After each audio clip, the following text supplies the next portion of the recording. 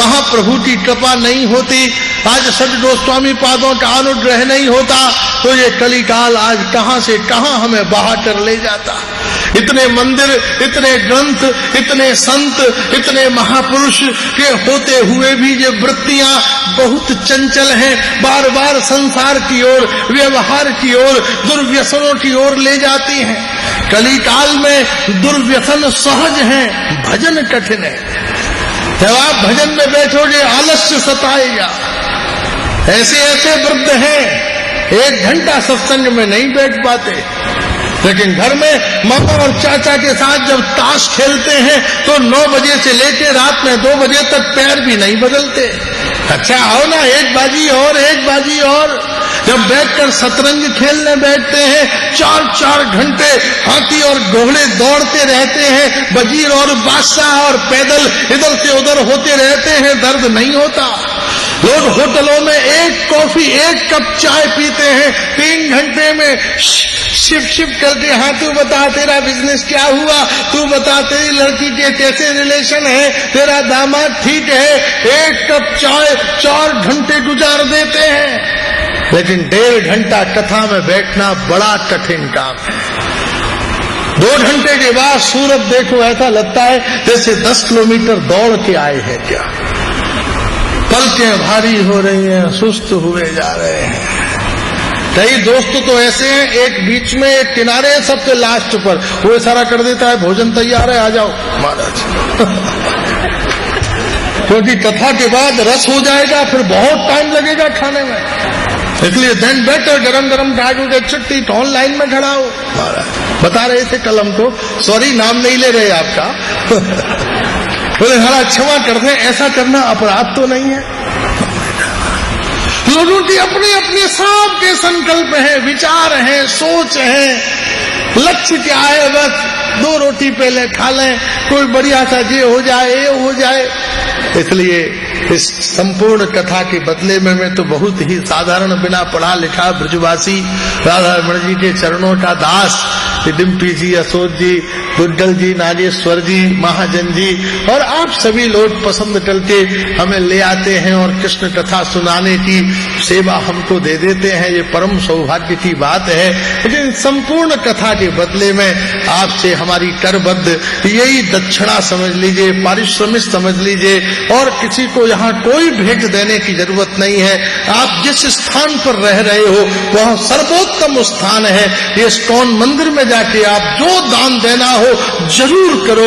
कितनी सेवा है, हरिनाम का यहाँ प्रचार होता है, कैसे कैसे भंडारे और भवन हैं, जो देना है यहाँ दान दो। गंगा पार जाके नवद्वीप में जाओ, वहां जो मर्जी हो दान करो। लेकिन कथा के बदले में अगर मुझे कुछ देना चाहते हो तो मेरी करबद्ध आपसे यही प्रार्थना, यही भिक्षा है कि यहाँ रहकर कम से कम 16 माला जरूर करना और कथा शुरू होने से पहले यहाँ आना। जब तक नाम न हो जाए यहाँ से नहीं उठना। व्यवस्थापकों का पूरा सहयोग करना। और यह इस्कॉन मंदिर जो हमारा घर है, इसकी किसी भी मर्यादा के प्रति हमारी कोई अवमानना न होने पाए। यहाँ की मर्यादा, यहाँ की स्वच्छता, यहाँ की शांति, यहाँ की गरिमा और यहाँ की सबसे बड़ी उत्तम बात है हरे कृष्ण कृष्ण कृष्ण हरे हरे, हरे राम राम राम हरे हरे। ठाकुर जी का भजन करना। सब लोग सवेरे 3 बजे उठो, मंडला आरती देखिए, कितनी अद्भुत मंडला आरती होती है। मंडला आरती का दर्शन करिए। पंचतत्व महाराज, पंचतत्व का कैसा अद्भुत दर्शन। तुलसी जी की आरती, नृसिंह भगवान का दर्शन, ऐसा अद्भुत परिवेश। महाराज सवेरे जाओ, गंगा स्नान करके मंडला आरती का दर्शन करो।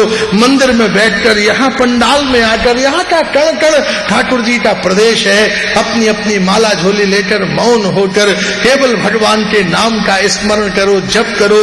और महाराज कोई दिन बब्बू जी, चंद्रकला जी सब यहाँ हैं, 16 माला नाम संकीर्तन यहाँ पर हो। सब जने बैठकर 16 माला नाम संकीर्तन करें, नित्य प्रति नाम। यहाँ के हर क्षण का उपयोग होना चाहिए। यहाँ के हर क्षण का चरितार्थता और पूर्णता होनी चाहिए। जीवन का हर सत्व, जीवन का हर श्रेय, हर जीवन का भाव हमारे आनंद में डूबना है। कैसे कैसे भक्त वृंदावन आते हैं, अटैची बिल्कुल तैयार है, ट्रेन का टाइम हो गया, फिर भी दौड़ते हैं, महाराज जब तक आप टेम्पो में जाओ मैं बांके बिहारी दर्शन कर आता हूँ, आप जब जल्दी रिक्शा में जाओ मैं राधारमण जी का दर्शन कर आता हूँ। जाते जाते भी एक छवि देख ले, एक जगह का दर्शन हो जाए। ऐसे ही तुम जागते सोते एक दिन अपना दिन भजन में तो बिताओ, रात तुम्हारी कृष्णमय बीत जाएगी। पूरा दिन तुम भजन में बिताओ, साधन में बिताओ, श्री कृष्ण के चरणों का चिंतन करते हुए बिताओ। तुम्हारी पूरी रात भगवान के भजन में, भगवान के चिंतन में, भगवान के आनंद में, भगवान के रस में बीत जाएगी। इसलिए वास्तव में जीवन का जो परम सत्व है, श्रेय है, सार है, वह है भगवान का प्रेम। चैतन्य गाथा देवे प्रेमेर प्रसाद। कृष्णदास कविराज महानुभाव का सबसे पहला प्रसाद क्या है? बोले कृष्ण प्रेम। चैतन्य चरितामृत की रचना कृष्णदास कविराज ने राधा कुंड श्याम कुंड के तट पर बैठकर क्यों की? केवल कृष्ण प्रेम प्रसाद के लिए। आप कितने ग्रंथ पढ़ते हो, भाई ये वाला पाठ करो, 21 बार पाठ करो तो व्यापार चल जाएगा, ये वाला पाठ करो तो लड़का हो जाएगा, ये वाला दान करो तो कुष्ठ रोग ठीक हो जाएगा, वो ऐसा कर दो तो पुत्र रोग ठीक हो जाएगा। इसलिए चैतन्य चरितामृत को समझ लो, इसे सुनते समय इन सारी बातों से मुक्त हो जाओ। इससे क्या मिलेगा? बोले चैतन्य गाथा पावे कृष्ण प्रेम प्रसाद। चैतन्य गाथा श्रवण करने से क्या मिलेगा? बोले कृष्ण प्रेम प्रसाद की प्राप्ति हो जाती है। इति महात्म गौर गाथा। या गौर गाथा का भागवत का आप महात्म सुनते हो कि प्रेम महाराज वो प्रेत बांस में छिप गया, भागवत सुन के मुक्त होकर चला गया। ये चैतन्य चरितामृत का महात्म है कि गौर गाथा पावे होवे कृष्ण प्रेम प्रकाश। गौर गाथा श्रवण करने से क्या होगा? प्रेम का स्वरूप हमारे अंदर प्रकट हो जा, हमारे अंदर प्रेम का उदय हो जा, हमारे अंदर नेम कहते हैं कपट को, और हेम कहते हैं अर्थासक्ति को। नेम और हेम इन दोनों की निवृत्ति हो जाएगी। प्रेम किसे कहें? जिसमें नेम न हो, कपट न हो। अभी हमारा प्रेम क्या है? कपट से भरा हुआ। प्रेम तो है लेकिन कपट से भरा हुआ। खूब हम भजन कर रहे हैं, बदले में क्या चाह रहे हैं? वही संसार। इसलिए ऐसा प्रेम हो जिसमें कोई चाह न हो, कोई स्पृहा न हो, कोई इच्छा न हो। दिए मानम न गहनंती। आप कभी कभी जब भजन करोगे, बहुत तन्मयता से भजन करोगे, महाराज ठाकुर खुद आके पूछेंगे, बताओ भैया तुम्हें क्या चाहिए? साधारण व्यक्ति कहेगा ये चाहिए, ये चाहिए। ठाकुर कहेंगे बड़े सस्ते में निपट गया भैया, जाओ। इसलिए भक्ति का सबसे सर्वोत्तम स्वरूप क्या है कि स्वयं श्री कृष्ण भी आकर कहे कि तुम्हें क्या चाहिए? बोले भैया हमें तुमसे कुछ नहीं चाहिए, हमें तो तुम ही चाहिए, हमें तुमसे कुछ नहीं चाहिए। भगवान ने अर्जुन से पूछा भाई तुझे क्या चाहिए? बोले कृष्ण कैसी बात कर रहे हो? मैं दुविधा में नहीं हूं, मैं संशय में नहीं हूं, मुझे तुम ही चाहिए। दुर्योधन से पूछा तुम्हें क्या चाहिए? बोले मुझे तुम तो बिल्कुल नहीं चाहिए, मुझे तुम्हारी सेनाएं चाहिए। कोई वहां रास नहीं रचाना है, कोई माखन चोरी नहीं होनी है, वहां युद्ध होना है। इसलिए मुझे तुम नहीं चाहिए, मुझे तुम्हारी सेना चाहिए। अर्जुन ने कहा भगवान मुझे तुमसे कुछ नहीं चाहिए, मुझे तो तुम ही चाहिए। इसलिए जीवन का वास्तविक स्वरूप क्या है? श्री कृष्ण की माया है, जब वह अपने से भिन्न देते हैं।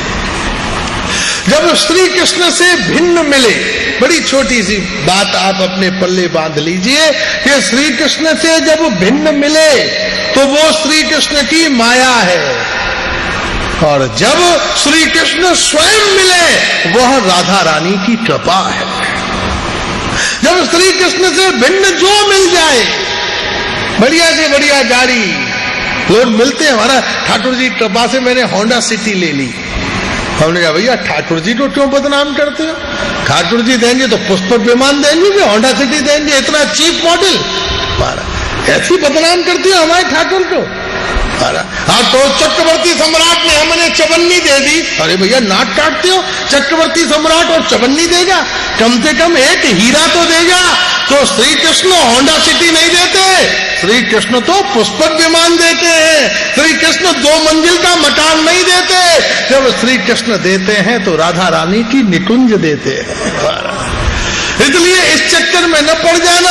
जब कृष्ण से भिन्न मिलता है तो माया है, लेकिन जब श्री कृष्ण स्वयं मिलते हैं तो राधा रानी की कृपा है। इसलिए ये चैतन्य चरितामृत का महात्म है जो हमने इस समय आपके सामने निवेदन किया। अपने मन से निकाल फेंकिए सारी समस्याओं को, सारी चिंताओं को, सारी वासनाओं को, सारी इच्छाओं को, स्पृहाओं को, सारी शिकवा और शिकायतों को। 2 साल पहले क्या हुआ और एक रात पहले क्या हुआ, सबको भूल जाओ। सबसे नए होकर, नवीन होकर, नूतन होकर ठाकुर के पास जाओ। कि अब मेरे पास कुछ नहीं है, न मुंह में पान और तमाकू है और न दिल में कामना वासना है, न मुंह में कुछ लेके जाना, न बुद्धि में कुछ लेके जाना, न दिल में कुछ लेके जाना। कोई कुछ बांट रहा हो, लो भैया लो, लोटे में दूध ले लो। बोले महाराज इसमें तो पहले से ही पानी भरा हुआ है, हमारे पास तो पात्र खाली नहीं है। जिसका पात्र खाली नहीं है उसे रस कहां से मिले। इसलिए अपने लोटे को उल्टा करो, पात्र खाली करो, इसके अंदर जो भरा हुआ है सबको निकालो और पात्र खाली करके फिर गोविंद के पास जाओ। हरे कृष्ण कृष्ण कृष्ण हरे हरे, हरे राम राम राम हरे हरे। और जब पात्र खाली होगा और सामने महाराज पात्रधर रस कृष्ण, क्योंकि हर पात्र के रस कौन है? बोले कृष्ण। सर्व पात्र रसा कौश्चित। एक समस्या है, इसको कहते हैं समस्या। जब विद्वान बात करते हैं तो सर्व पात्र रस कौश्चित, सर्व पात्रों में भरने योग्य रस कौन सा है, ये समस्या है। अब आप पीतल के पात्र में दूध रखो, कोई खट्टी चीज रखो, तांबे के पात्र में फट जाएगी। चांदी में नींबू खट्टी चीज रखो, तुरंत नीली पड़ जाएगी चांदी। तो पात्र अपात्र का भेद है। रसो सर्व पात्र स्थिता, ऐसा कौन सा रस है जो सब पात्र में रखा जा सके? ऐसा कौन सा रस है जो सर्व व्यक्ति सेवनम, जो सर्व व्यक्ति जिसका सेवन कर सके? ऐसा कौन सा रस है सब पात्रों में जो रखा जा सके, सब व्यक्ति जिसका सेवन कर सके? ऐसा रस कौन सा है?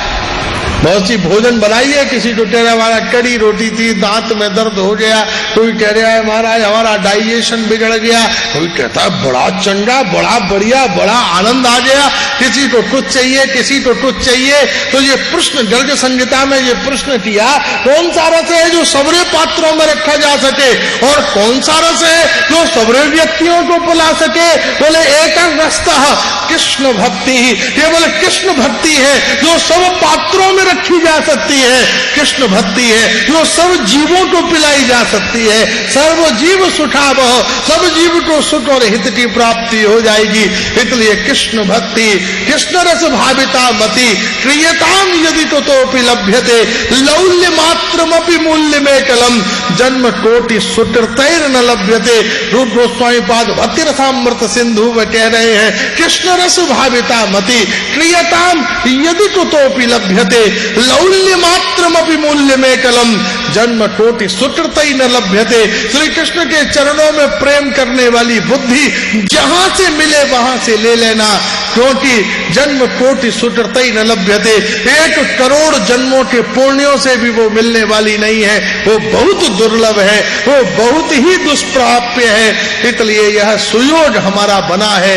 इतने राधा रानी की महती कृपा है, उसका परम प्रसाद है कि हम सब लोग यहाँ समवेत रूप में एकत्रित हुए हैं। इसलिए हमारे हर क्षण का उपयोग कृष्ण भजन में, कृष्ण कीर्तन में, कृष्ण कथा में व्यतीत हो और हम अपने जीवन के प्रयोजन को प्राप्त कर सकें, लक्ष्य को प्राप्त कर सकें। इसलिए गौर गाथा का प्रसाद क्या है? प्रेम की प्राप्ति, जीवन में प्रेम का उदय हो, प्रेम की प्राप्ति हो, आनंद की प्राप्ति हो तो जीवन श्रेयस्कर हो जाए। इस समय इसी भगवत महात्म चैतन्य चरितामृत महात्म चिंतन के साथ इस सत्र को विश्राम देते हैं। आगे की कथा संध्या को 6 बजे से निवेदन करेंगे।